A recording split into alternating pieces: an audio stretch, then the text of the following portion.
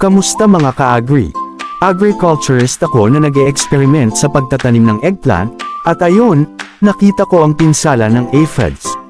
Nakakainis, di ba? Kaya naman, gusto kong i-share sa inyo ang aking karanasan sa paggamit ng BioAgronica Formula 1 laban sa mga aphids na to.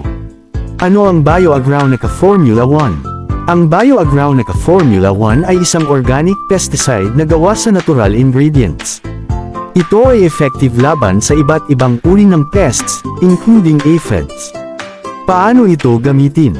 Isa, ihalo ang 1 hanggang 2 kutsara ng BioAgronica Formula 1 sa isang tangke ng tubig. 2, ay spray ito sa mga apektadong halaman, especially sa ilalim ng mga dahon. 3, gawin ito sa umaga o hapon, kapag hindi gaanong mainit. Epekto, nakakapatay ito ng aphids at nakakapagpataba pa ng halaman. Nakita ko ang improvement sa aking eggplant plants after 2 hanggang 3 araw lang.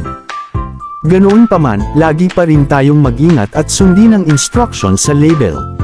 Subukan nyo rin at i-share ang inyong experience. #BioAgronica, #organic pesticide, #aphids, #eggplant, #garden tayong lahat.